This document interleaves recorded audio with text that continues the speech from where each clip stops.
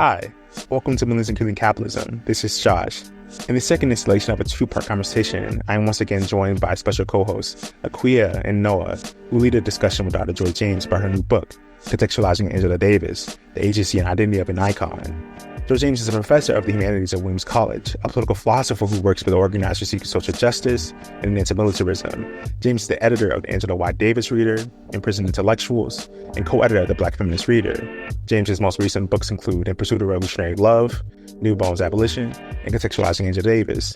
Her forthcoming volumes engage Indigenous, Black, and Afro-Indigenous futures, as well as Beyond Cop Cities, will be published this summer and fall. Aquia is a Chicago-based doctoral student in education policy studies, exploring the intersection of mass media, counterinsurgency, white supremacy, and schooling in capitalist contexts. Noah Tesfaye is a researcher and organizer based in the Bay Area. His work focuses on the political philosophy of the Republic of New Africa and New African independence movement, particularly in its relationship to contemporary organizing around self-determination for Black people within the United States. If you like what we do and want to support our ability to have more conversations like this, please consider becoming a patron. You can do so for as little as $1 a month. We bring you these conversations totally independently with no corporate, state, or grant funding. We're going to include a set of links in the show notes to Dr. James's works and things she references throughout our conversation. Please check those out for further information. Now, here's Dr. Joy James discussing her new book, Contextualizing Angela Davis. That's a really great way for us to transition into some questions surrounding your most recent text, Contextualizing Angela Davis, The Identity and Agency of an Icon. And in particular, I really appreciated how careful you've been, both in conversations as well as like within the context of the book, in discussing method when it comes to a text as relevant and as pressing as this one is. I know you've talked, about how this book is more about what made Angela possible rather than it explicitly being a biography.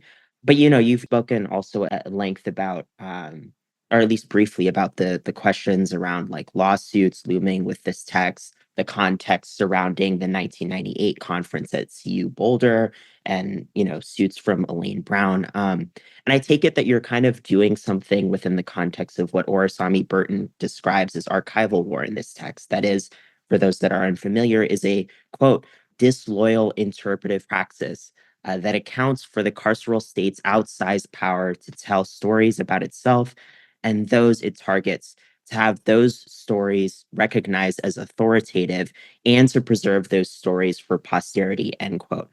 And I know you've discussed this in other interviews, but I wanted to ask, what are the general sort of political and material stakes in doing this type of work, whether it be archival war or the research and political theory claims that you're making about the figure of Angela Davis? And this question you have to contend with about being, there being so many, quote, dead bodies, or what's the type of sacrifices or necessary things that scholars can do to continue this type of rigorous analysis in the face of counterinsurgency. Yeah, thanks, Noah. This is pretty complicated. I feel like you're my psychologist right now. But I would think, okay, what's the nature of scholarship? I think for me, that's the easiest thing to put on the table.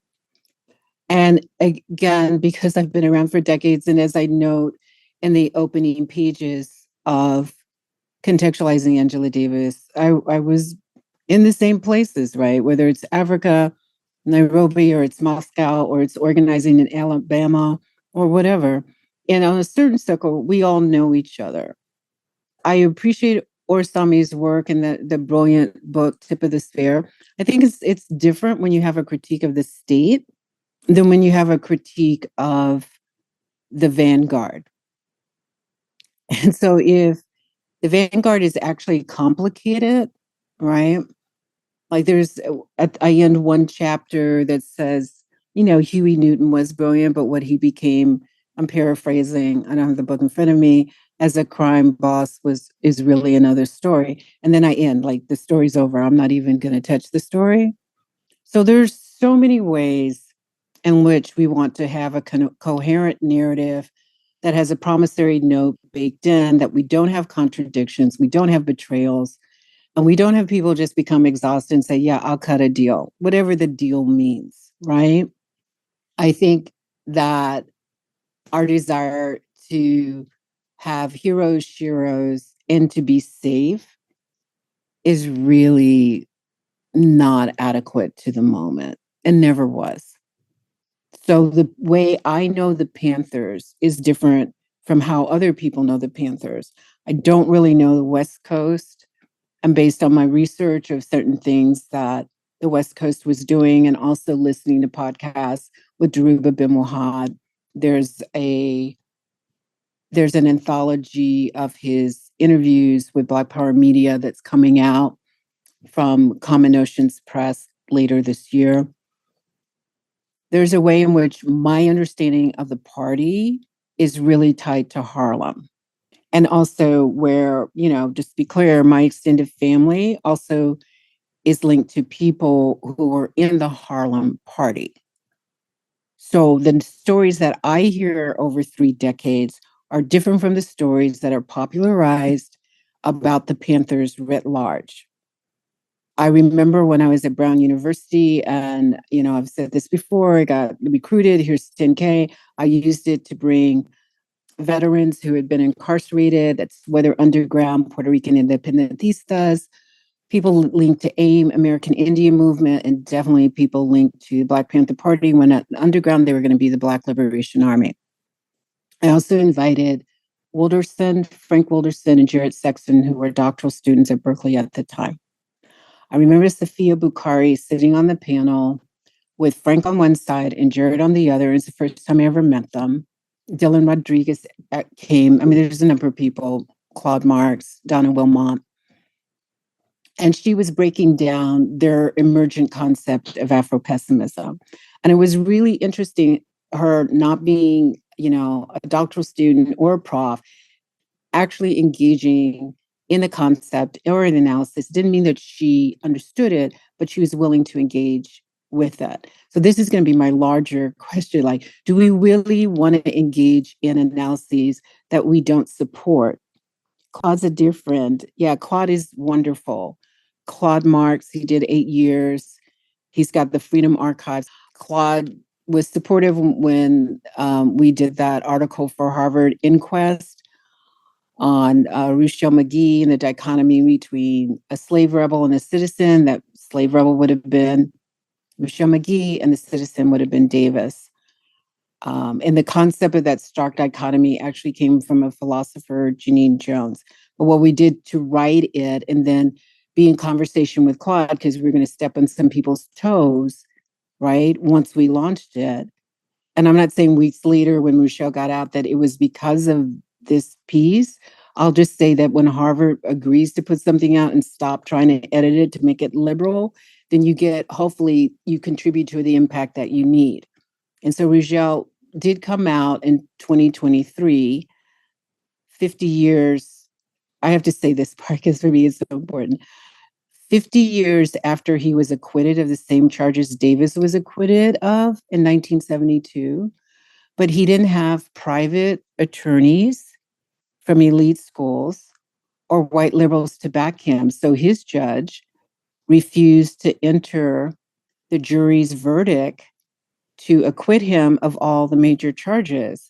And I know that's not legal, but I always keep thinking in a very naive way that there are limits to what the US government and judiciary and police apparatus would do. There are no limits. So they keep him for another 50 years. He comes out, I believe, in the summer of 2023, and he dies several months later.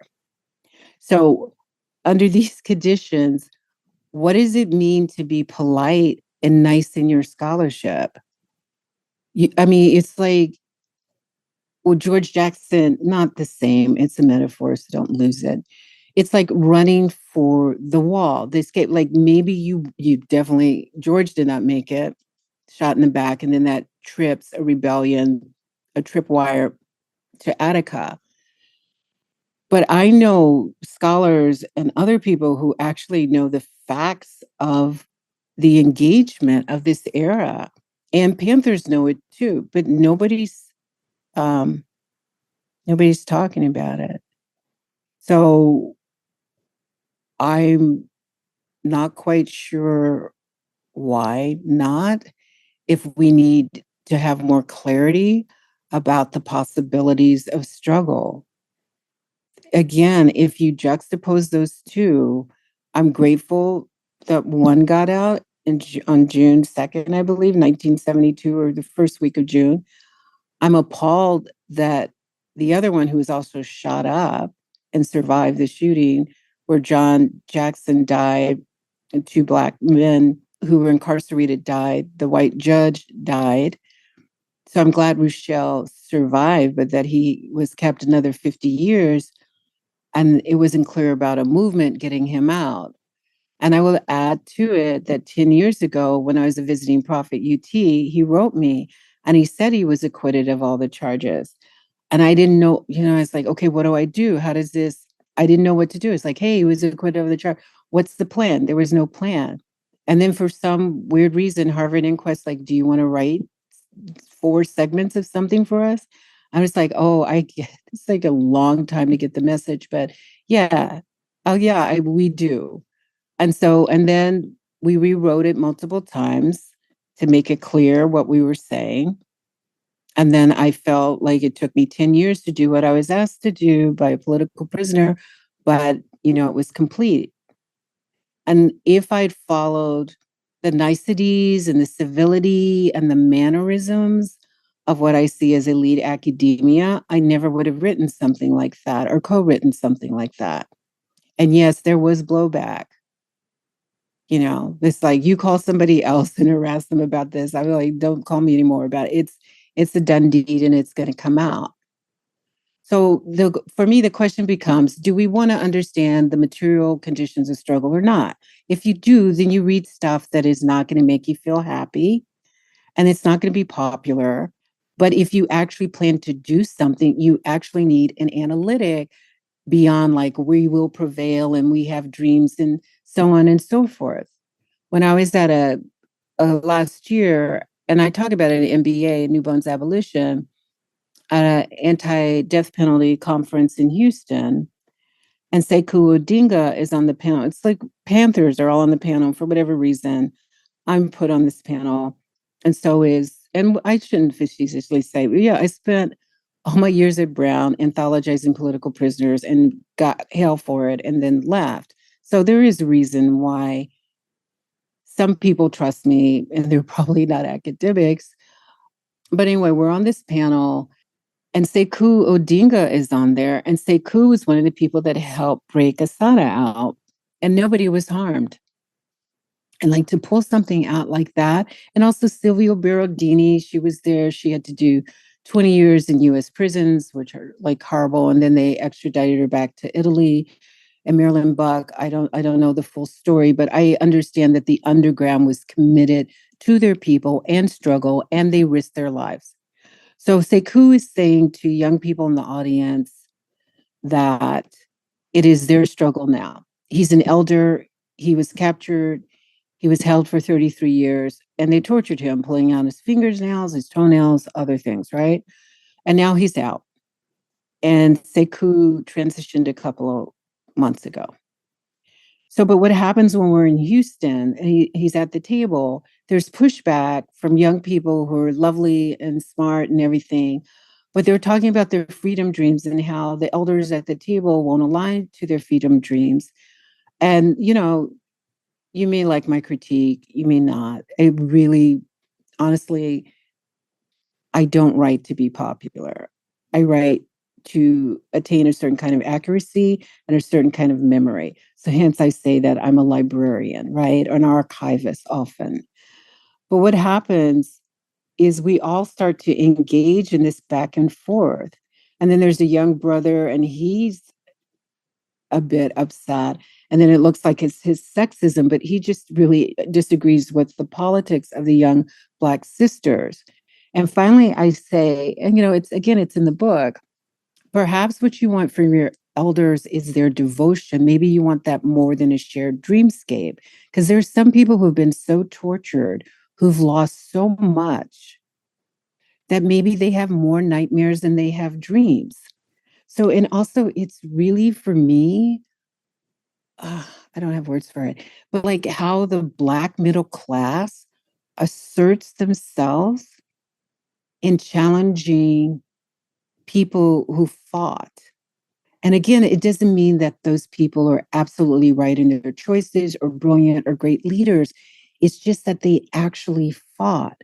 And I think so much of what we think of a struggle is verbal or literary. So this is not about an individual person. If so, who cares? I'm not a biographer. There's two Black scholars who are writing biographies right now on Davis. That's fine. I was asked 8 years ago in 2016 to do that. I said no, likely because I edited the Angela Y. Davis reader, and also because of my age and proximity to the CPUSA and Davis. I knew inside stories, right? So after I said no, the British publisher kept like, oh, it's going to be fun. And kept whatever, whatever. And then finally I said yes. And then when I started doing the research, I wanted to drop it because it was not aligned with the popular narrative. There was a lot of complexity. There was more than one Minotaur in the maze. And there was a lot of violence that I did not anticipate. So it actually became a depressing project. The question then becomes, what should you do with it? Because I parted ways with that publisher, and they're concerned about threats and my, like, I don't do libel, I do scholarship, figure it out. But we should part because I don't do hagiography. And I think what's happened over the years is like, I am just looking forward to that balance where if you did what you thought you were supposed to do, which means however you see yourself as an ethical person or intellectual, you do not have to explain yourself. If you get something wrong, then you should say, oh, that's an error in the text. Thank you for correcting it. If the data is actually accurate, I do not have to apologize for reality because that's what it is. My function as a captive maternal, if I want to go there, is to move towards Maranage and not to retreat. Now, the people who come for you are not always cops. Right on. Yeah, I think that makes a lot of sense. And I think especially within the context of how you're weaving this narrative through around that like the book and like the subject of the book could be a stand-in for a certain type of figure that has sort of transcended even Davis's own iconography and can be, imposed on various other people within the context of like what does constitute the Black liberation movement in this particular moment. I wanted to talk. Yeah, go ahead. Yeah, thanks for saying that. When I started doing the deep dive, and I swear I ended up with like 800 plus pages. So it'll be interesting when the other biographies come out, right? And I'm sure they'll make their contributions. But what I realized, like, you're not talking about individual. You're actually talking about a very, how do you say it? Very sophisticated politics. I'm dating it from 1944, or actually 1930s when you go back to her mother, Sally Davis, who worked with the Communist Party. And that's why when Angela Davis was arrested, her mother knew everybody in the party, but she also knew the civil rights people, Ralph Abernathy. Her mother was amazing. Again, I'm not going to tell you everybody who I met, but anyway, her mother was amazing. And so if you actually want to read the book or decide to read the book, it's the complexity of the place. Like it's like three-dimensional chess or something is going on, moving from post-World War II to 1970 and the destruction of the Black Rebellion. Because even though I stop when Jonathan Jackson takes her guns, and she doesn't live in the house where the guns are. It's a community house of Black radicals, and everybody has access to the guns. And it seems that he might have been one of her bodyguards. Now, Keeanga Mata Taylor is doing the official biography. Again, I'm not a biographer, so I wasn't even trying. So when their book comes out, she will have everything that Davis is sharing as well as what's in the Harvard archives. So I'm not trying to speak for Davis or even about Davis in contextualizing Angela Davis. I'm trying to look at the context in which there's struggle for from 44 or from the 1930s rather to 1970. And then I have a conclusion where I talk about Davis going back to Brandeis University, which was alma mater, and then, some 50 years later, whatever, and then sort of talking about electoral politics, like from why you should vote Obama to why you should vote Biden and Harris, and how that form of politics is actually woven into things that happened decades earlier. So the context actually drives the machine. Davis doesn't drive the machine. Not not when not right before, John takes their guns and they go underground. They're very much like you guys. I mean, they're a doctoral student. They're very ethical. They're on the left. They're committed to advocating for Black people. They're courageous in all these different ways. But what I'm trying to say is, like, within context of, concentric circles, there are other people who are older, more mature, who understand the long play, and they will play it with anybody who's available to be positioned within it. Right on, right on. I couldn't agree more. I think this really transitions well into another question I had, which was thinking broadly around contradictions, right? And as we all know, contradictions are an omnipresent part of how we navigate political struggle. It appears that like what you're trying to do in this book, or the claim that you're making, is that we're flattening both the nuance and the context necessary for better assessing how we've been successful or unsuccessful in the movement, or like within movement spaces. And I think I appreciate how you're asking us to take, stand in Angela Davis, but I think broadly just prominent figures within our movement, and ask us to what extent they've helped or hindered our movement and navigating those contradictions in a sort of way that, similar to like how Safia Bukhari asks us, in the war before, to like think about those sorts of questions. But I did want to ask, a question more about like the limits of such a project. Some could say that this text could be seen as an unnecessary attempt to relitigate a figure that many people that are involved in the movement have distanced themselves from. You've mentioned several Black Panther Party and BLA elders that have distanced themselves from Davis. You've talked also in the conclusion about how Davis has gone to distance herself more from, these militant or more revolutionary components of the Black Liberation Army, whether it's through the DNC, the dismissal of, younger people criticizing Barack Obama and Hillary Clinton, her alignment with Gloria Steinem. And even, even within the context of like her most recent like article she put out in Hammer and Hope discussing Palestine, right, where she makes no mention of supporting more militant or armed resistance within the context of Palestinian liberation struggle. And it was even seen at an encampment recently, I think in Denver. I don't disagree with the notion that this book is unnecessary, for the record, and I think it's an important intervention. But can you kind of speak more towards how you view the significance of the work you're trying to do or undo in terms of adequately historicizing those who, for no better words, have at times, pimped out certain aspects of the movement for their own personal gain, even when we can acknowledge, the material contributions that they might have had to the movement. And how do we kind of weigh those things? That's really interesting. And then, sorry about the joke about the psychoanalysis. I want to be respectful, right? But I also want to be clear. I'm not making any claims about anything. They're not claims, they're facts. So the question becomes if the reader wants to understand factual data. And if they don't, I don't care. I literally did not write it for people who don't want to know contradictions or context. If people are into hagiography, they should run with it. I never expected all academics or all Black people to engage in solidarity around any particular mission. I mean, if we did, the state would fear us and we would have more productive outcomes. We're quite splintered. I don't know what Davis did in the encampment. Again, this book stopped at 1970.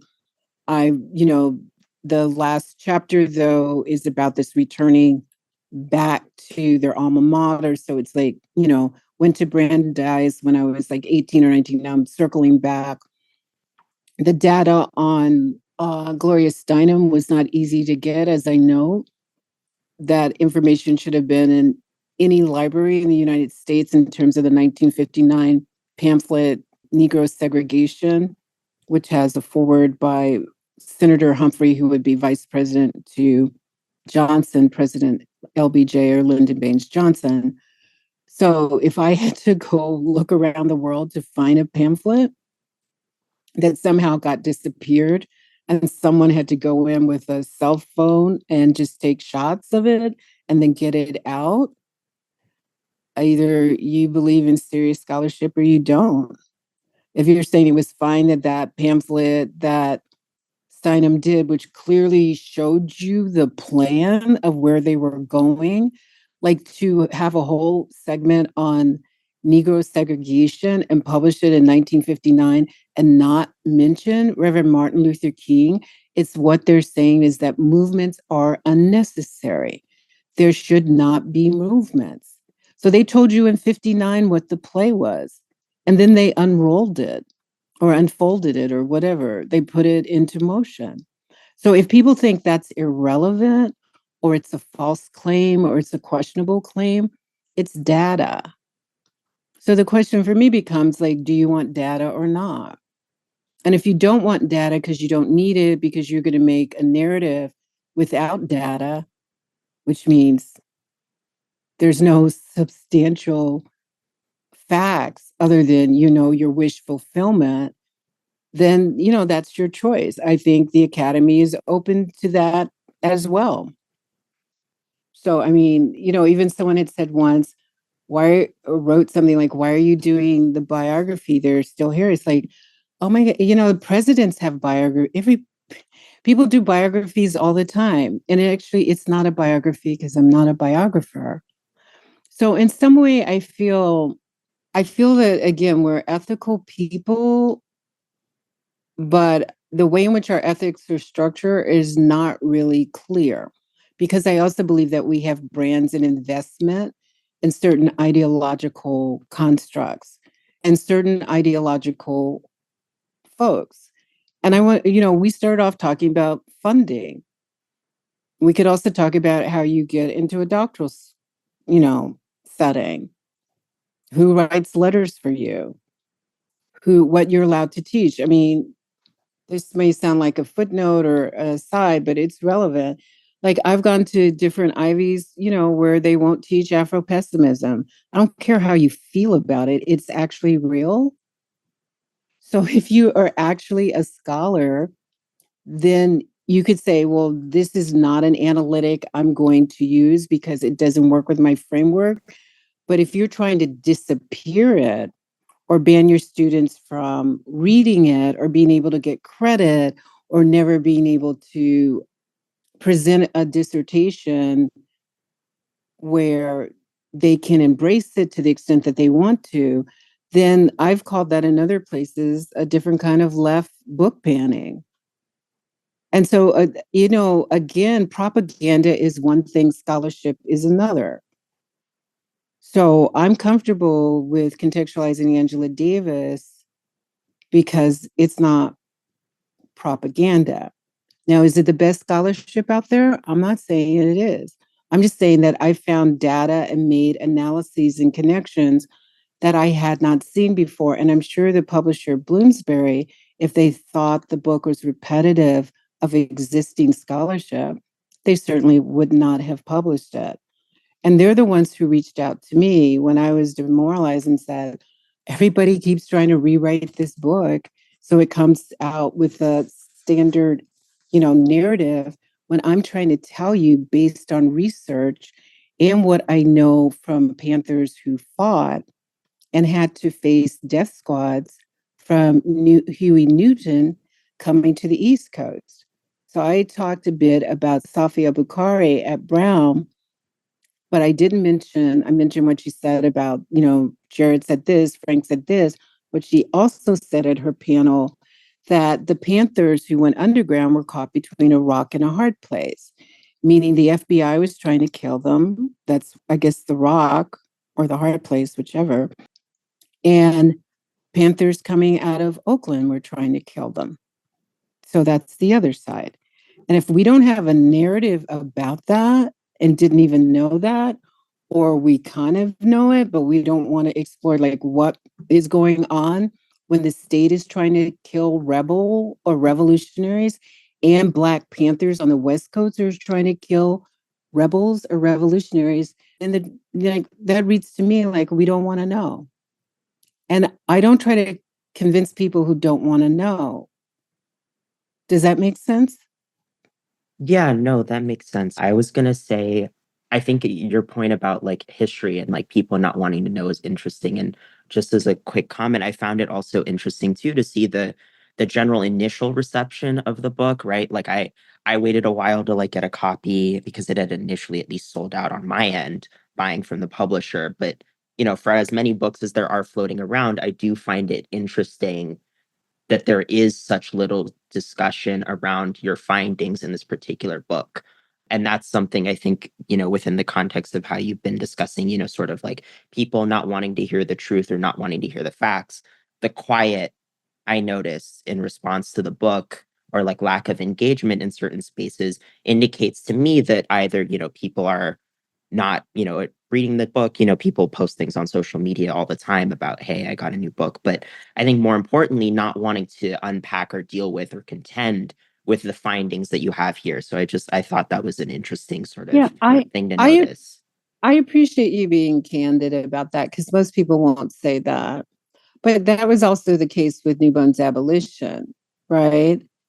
So when I pointed to Transcending the Talented Tenth, where, the photograph is Charlene Mitchell, Nelson Mandela, Angela Davis, that is within a left liberal framework that people can read and celebrate and get on board with.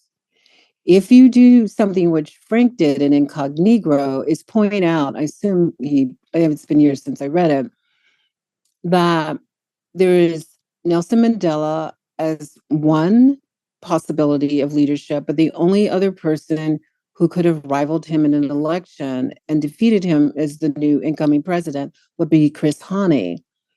And Chris Hani gets assassinated.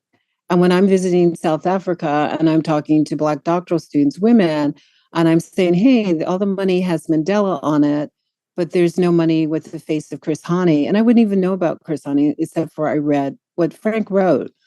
And the doctoral students look over their shoulders, make sure nobody's in the corridor, and they said the ANC killed him. Now, I can't say that's fact, but it does point to a tension between a segment of the Black movement that said we have to compromise because the Soviet Union is collapsing or collapsed already. It would have been 91.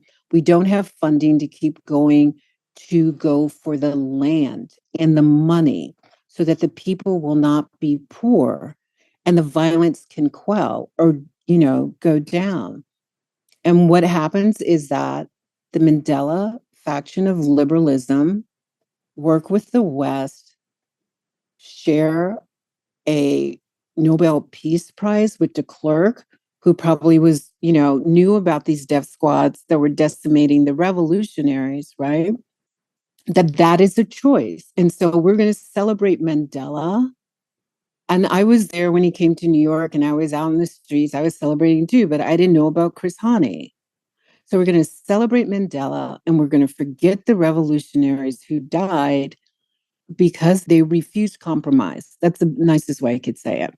They would not be bought by capital and they could not be frightened by the violence that would be arrayed against them. So if you go through Isaiah's talking about how do we live after we die? Think of our ancestors, right? You could start with 63, I've said before, Medgar Evers, Malcolm 65, King 68, Fred Hampton, Mark Clark 69, right? And before that, in 61, Patrice Lumumba, CIA was involved with that. 1973, it's going to be Amilcar Cabral. Dulcie September is going to be blown up in a bomb in France, and she's a South African intellectual anti-apartheid activist. That's going to be 1988, I think, and Chris Hani, 1993. How do you want to remember the people who lost their lives in freedom struggles? If we want to contain it with this kind of like, well, we won this and we won that, I get it. Like President Johnson signed the Voting Rights Act and the Civil Rights Act, and one of both of those, he gave a pen to King.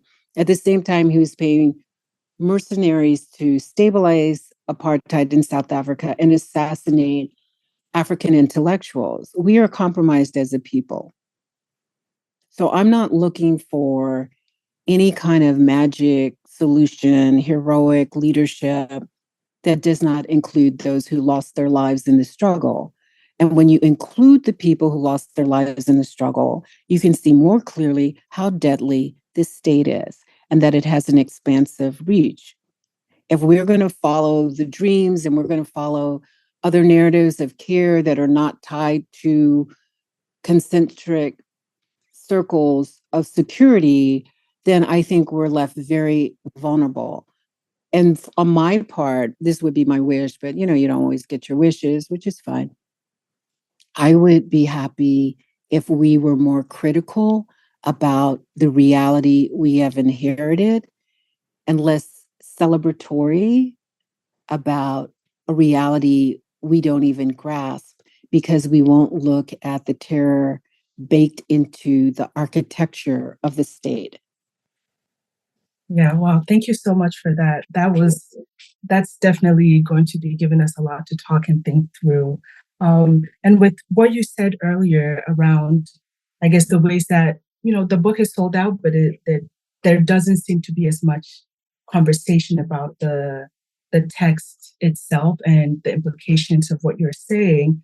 Honestly, this is a side comment in some ways, but I would say, as someone who has been following your work for a while and also witnessing a lot of the discourse, I feel like once you started being very explicit and, explicit about your critiques of Black feminisms, especially, it seems like that was right around when I guess the popularity started to shift. So that would be my hypothesis or just thoughts around that, because, in terms of the academic Black feminisms and the role that it has played in what we're talking about, it seems like in some ways people were able to comfortably align you with Black feminism until, you started being explicit about saying that you may not call yourself a Black feminist and all of those things. So just putting that out there.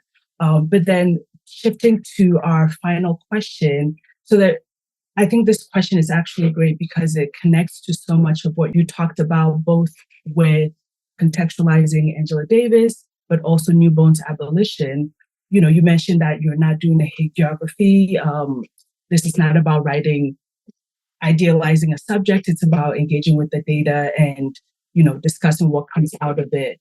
And for me, it kind of seemed like with your discussion of Angela Davis and how she has been positioned, and I think in some ways too, we can connect again to the discussion around Erica. There's something there around icons and like a parasociality in terms of how people project these images on these figures who are flesh and blood, right? Like they exist in the material world. There are things that they are doing. There are things that they're saying. There are things that they're not saying. And yet it seems like in some ways that data, like you're talking about, oftentimes becomes secondary to the icon that people have formed in their head. And so much of Davis's persona has been shaped through a careful distance between, again, like the flesh and blood human and the audience, oftentimes mediated through the camera. There are a lot of documentaries out there about her, interviews, and things of that nature. And it seems like people end up projecting certain ideas on her. And you show in the book that in some ways, Angela Davis is very clear about her politics, And that was something that I found so interesting about how you went about writing this text, right? Like you pull so much from the autobiography. And yes, there are some things that potentially are harder to find, but a lot of the things that you point out and engage with and flesh out are her own words. And yet it seems like, she can say the things that she says, and her iconicity seems to trump what people read in her text, or it precludes the need to even read the text in the first place. And again, like you're pulling back the curtain to reveal things, but in some ways, I'm Noah and I were talking about this quite a lot. There's almost like a meta conversation there around, what are people understanding? What are people taking from her work? What are people taking from her actions in such that she can be very explicit about aligning with the Democratic Party, dismissing critiques of the Democratic Party as virtue signaling and narcissistic, to consistently critique the militancy of Black liberation movements as patriarchal, chauvinist, and things of that nature. And yet, because of that image, that fro, that the Black Panther name, she herself becomes positioned as a militant figure, despite, again, her actions. And so, yeah, there's the icon aspect of Angela Davis, but of course, there's a dialectical relationship between the flesh and blood person and the icon, in that people aren't projecting this icon onto a passive Davis. She's aware of and actively engaged in shaping her own image. And in fact, in some ways, I found it interesting that in the recent Hammer and Hope article that Noah mentioned earlier, she explicitly named herself as a member of both Black Panther Party and the Black Panther Political Party, which, as far as I know, might be the first time she has been super explicit in naming it that way, which doesn't seem like, again, I'm just hypothesizing, but it doesn't seem like it's a coincidence that she's making this definitive claim soon after, or maybe right before your book and what you're parsing out about the differences between BPP and BPPP are. And so I was wondering, again, knowing that the book itself was mainly about talking about the context that shaped Angela Davis, I'm wondering if you could speak more about what you discovered about how Angela Davis, the flesh and blood human being, her role in the self-construction of Angela Davis, the icon. I hope that makes sense. And if not, I'm Yeah, it makes sense. And I'm so grateful for all your questions. But I was like, this is the last question in my life about Angela Davis. Okay. So it's complicated. Okay, so most of your scholars who are avid, there's different generations of scholars, right? So there are people who know Davis who are older generation. I'd be closer to that generation, but they would know Davis through academia. They don't know Davis through the Communist Party, USA, or like different places I've gone, seen, and things I've done. So I understand the context of Davis during the Cold War, when there was the Soviet Union. And see, this is what I keep trying to say in the opening pages of the book. Like, that is the larger context. This is the context of a Cold War between the Soviets and the USSR and the so-called Third World trying to liberate themselves, but depended on the Second World, which would be the Soviet world. If you know Davis in that world, it's a different Davis. Once the Soviet Union basically collapses with Ronald Reagan pushing Gorbachev, there's really only one place to go. It's into capitalism and liberal politics. So again, there was a sector, right? Actually, multiple sectors. The sectors of the rebels and the revolutionaries, the Black underground. Davis wouldn't go near that if she wanted to survive and not be imprisoned for a long period of time. Assata was supposed to die in prison. Fortunately, that didn't happen because Sekou and other people broke her out at a high cost.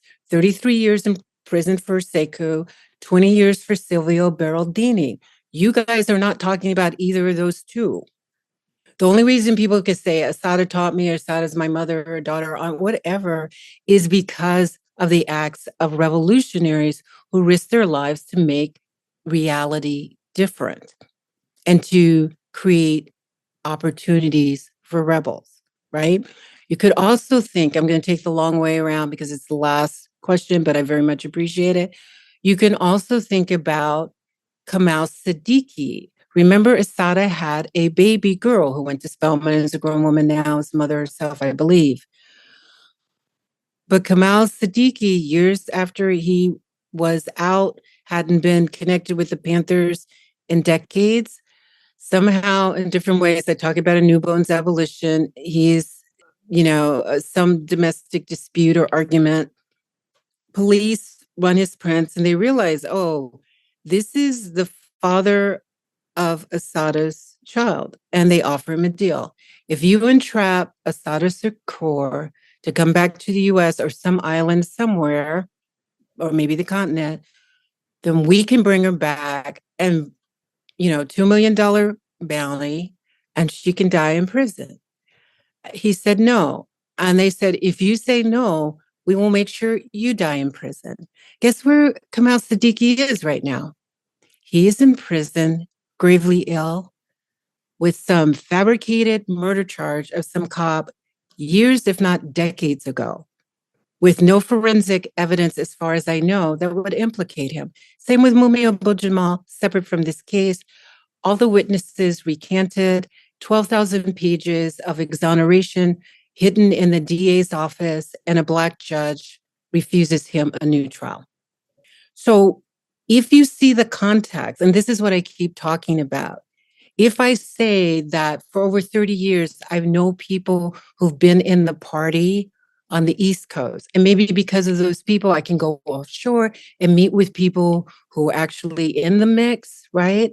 And sit at a kitchen table and hear their analyses, not what they put in the book or public statements, or even Davis writing the forwards for all their books over years. We don't want to know what is really accessible because it would contradict the promissory statements of we've got this as leadership. So again, in the absence of another world to escape into, we are left with the hyper-imperial, hyper-capitalist state.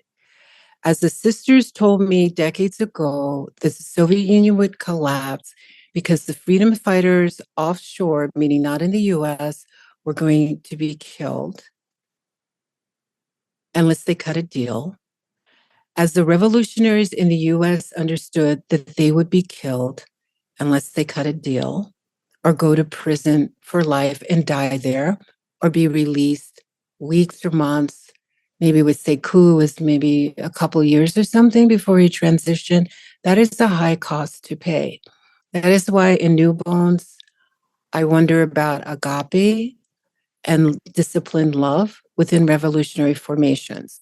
I don't wonder about that in Contextualizing Angela Davis because it's more of a mental mind game and moving things around on a chessboard to get a certain kind of outcome, right? So if I had to choose, you already know what my choice was. And no, I don't believe any Panthers or BLA would ever publicly, when bin Wahab might have said one or two things, right? They're never publicly going to take on the icons. What would be the upside of that? The people who fought are generally poor. They're generally in poor health, nonprofit people. I mean, most of the people we're talking about, I'll just be clear, I could be wrong, are either millionaires or multimillionaires. You have millionaires and multimillionaire academics, right? So the question I keep coming back to is it's not anymore, should I say what I see? Because I'm old enough, and actually I've been doing this for decades. I say what I see. Could I be wrong? I could be wrong, but that's why I do research and scholarship. If we want icons that are victorious, then yeah, you can find them.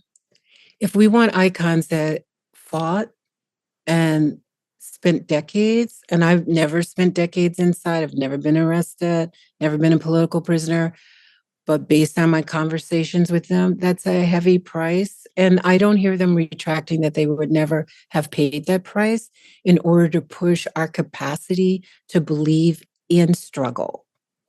They don't lie about it. Most times they're mute. They're not going to correct an academic narrative that is celebratory and says we won this and da. I mean, there's a lot of people who are not in academia who don't care what I say, and they don't care what Davis says either, because they don't find us relevant to anything in their lives. What I can say as we move to a close, if we plan to struggle, then we have to analyze in a very rigorous way without, quote, choosing sides or being in any kind of compromised position about having to toe the line and stay with a certain narrative, particularly if the narrative is inaccurate. Davis did not go into the underground when she realized her guns had been taken and used by John Jackson. Davis went into what I would call the CPUSA, or onto the CPUSA, what I would call a railroad. If you go into the underground like Assata did, you have political communiques, you talk to the people. And as Assata says in her memoir, nobody asked the Black communities if they wanted an army. And actually, Black people are not radical, we're kind of liberal. And the answer would have been no if they polled them. But Davis was different. There are no communiques. There are no like, I'm here for my people. We're going to fight for our people. They were invited, they assumed they were going to go to Cuba or go to Algiers where the Cleavers were. That wasn't going to happen either. Davis was going to stay because Charlene Mitchell, who was brilliant Black intellectual leader in the Communist Party USA, mentored me for a minute. She lived in Harlem. I was in New York City as a grad student. Charlene Mitchell said that she could predict the outcome of Davis's trial, which would be an acquittal. And that is why, in some ways, you have Gloria Steinem, which everybody knew that she was CIA operative because that came out in the Washington Post, the New York Times in 1967. And Steinem sat for interviews to try to clean it up, saying that she only worked with the liberal faction of the CIA. I didn't think that was a real thing because I just like, y'all assassinate people. And I know the liberals work with the conservatives to make this happen. So how does that work? It goes back to what you guys said earlier about intellectualism, Paris Review, recruiting Black artists and writers. Hannah Arendt was one of the people that got funding, right? That's the soft power of control and decimation of freedom movements. You can't shoot up everybody all the time and do what you did to Fred Hampton and Mark Clark without a rebellion starting again. So the head of the fundraising committee would be Gloria Steinem. Not only could she raise money, which of course she could, she knew everybody. She knew Henry Kissinger. I don't know if he gave money, but she raised like over $300,000, which in current 2024 terms, probably Davis's defense attorneys, there were about 6. Some came from Yale, Berkeley, Harvard. They were Black and white. It would have been probably a couple $1 million. Ruchell Magee defended himself. Again, I'm being repetitive. He said he was a slave. He had the right to rebel. Davis said she was a citizen. She had a right to fair trial. That is within the corridors of the liberal state. They will recognize you have a right to a fair trial. So you're really trying to assimilate into the structure and be a law-abiding citizen, but have some free speech stuff on top of it. I don't have a criticism of that. I abide by the structure. I stay within I have no intention, never did, about getting arrested for anything. I got shaken down a couple of times, coming away from like Panama right before an invasion, or some other places, got arrested by the FBI, still got to stay in the so-called free world. The people who go underground agree to something else because they wanted a different possibility of what we would inherit right now. We still have their tradition. My problem is when we start remaking it or giving it a makeover and make it look less confrontational than it was, because that suggests that the state is less lethal than it actually is. So I am glad that Davis was acquitted. I'm not surprised based on how many people were backing Davis from the Soviet Union that got Richard Nixon, President Nixon, to stop saying that she was guilty and invite Soviet physicists to come sit at her trial and see if it was a fair trial. Obviously, none of this was available to Rujo McGee, which is why he got 50 years more and then only several months of freedom. I really think, because you're the younger generation, you're going to have to decide what you actually want. If you're doctoral students, you're going to have comfortable lives. And, they're shrinking the academy anyway, and they are arresting the students. But you can, if you negotiate in a certain liberal way and present as radical at the same time, you can be stable. You can receive incredible amounts of money, as Hammer and Hope has received, which I write about in New Bones Abolition, and none of you asked me anything about that. There's different ways that you can have longevity, but the question becomes at what price? I would rather have longevity, my preference, but I would also like to have clarity.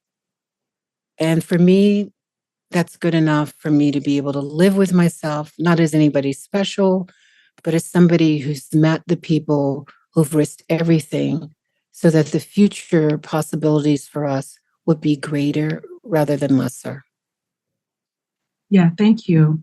And with everything that you're saying, I'm really thinking about counterinsurgency and psychological warfare. It seems like that's part of what is undergirding a lot of the processes that you are, forcing us to contend with, given our position in this current moment and, the very intentional efforts by the state, starting, I know with the Science of Coercion by Christopher Simpson, it's between 1945 and 1960, where the state really invests a lot of funding into psychological warfare, which is literally what they call it. And, in this current moment, it seems like there's an intensified effort to restate these types of the narratives of people who engaged in radical militant fights, trying to restate it under the liberal paradigm. And so, yeah, I totally agree.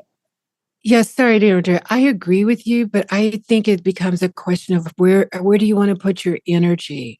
Like, it's what you said, right? Because we're not going to say this person, well, I guess we did say this person's compromised, this person's not, whatever.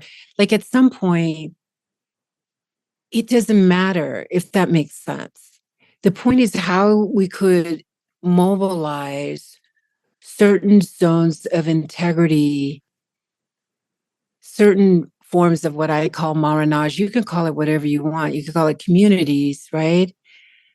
In which we can challenge the narrative that comes through the state, whether they filter the narrative through nonprofits or they filter the narrative through academia. It's the same narrative. But if we could work with people who are on the ground and the people who are still incarcerated, there are domestic terrorism charges against people in Atlanta after the troopers killed Tortuguita. The only person who died was killed by the state. But you're going to mete out domestic terrorism charges to disappear activists who are environmentalists for decades. Like, for me, that's the focal point. And yes, I've seen it where then people like come in and take plaques from the city, and then they say, I didn't know anything about this. And then later there's a tutorial where people who said they didn't know anything about Cop City, they're now teaching us how to deal with cop. Yeah, that's a familiar play. That's a constant. We get it.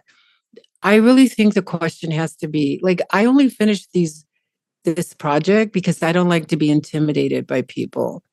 So I was asked to do something in good faith. I said no multiple times, and it was like, it's going to be fun. It was not. I did it. It was like, this is a hot mess, which is true. I was like totally like distressed writing this because I'm like, oh my God, how can half of this be true? And then I finally made peace with it. And then it's like, I did what I said I'm going to do. And like trying to intimidate me is just like, you misread my personality, because that's not how things work. But it's not just me. There are a lot of people who refuse to be intimidated in academia. They refuse to be intimidated in nonprofits. And those aren't unionized, most of them. They refuse to be intimidated on the ground. That is your community. And I can tell by the three of you, you refuse to be intimidated because you're actually talking to me and asking questions.